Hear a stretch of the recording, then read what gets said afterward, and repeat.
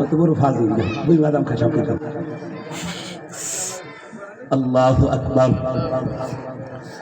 মুসলমান ভাইরা আমার, এই সকল নিয়ামত কে দান করছেন? আল্লাহ। আল্লাহ জিজ্ঞেস করে, বান্দা বল, হাল মিন খালিকিন গায়রুল্লাহ ইয়ারযুকুকুম মিনাস সামাই ওয়াল আরদ। এ বান্দা বলো, আমি আল্লাহ যদি এই মুহূর্তে পৃথিবী থেকে সকল নিয়ামত ফল ফ্রুট বিলুপ্ত করে দেই, উঠাইয়া নিয়ে যাই, গাছে হাওয়া বন্ধ করে দেই, বান্দা বলো এমন কি আছে তোমাকে আসমান এবং জমিন থেকে রিজিক বানাইয়া খাওয়াবে? কেউ আছে? না, নাই। আল্লাহ কয়, বান্দা এবার আসো, আরো কাছে আসো। বান্দা আরো কাছে আসো। ফল তো দূরের কথা, তরমুজ তো দূরের কথা, আনার তো দূরের কথা, মালটা তো দূরের কথা, অন্যান্য নিয়ামত তো দূরের কথা। বান্দা, ইন আসবাহা মাউকুম গাওরান, ইন আসবাহা মাউকুম গাওরান ফামান ইয়াতিকুম বিমাইন মাঈন। আল্লাহু আকবার বলবেন।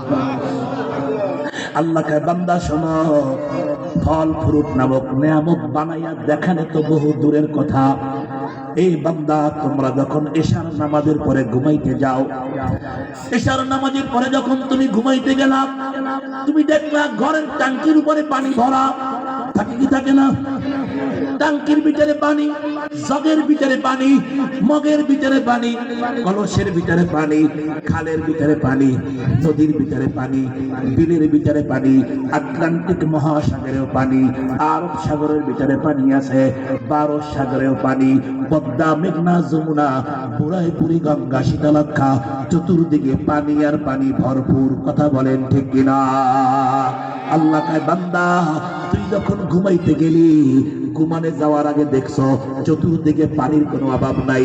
ঘরের ভিতরে বালতির ভিতরে পানি ভরা, মগের ভিতরে পানি ভরা, জগের ভিতরে পানি ভরা।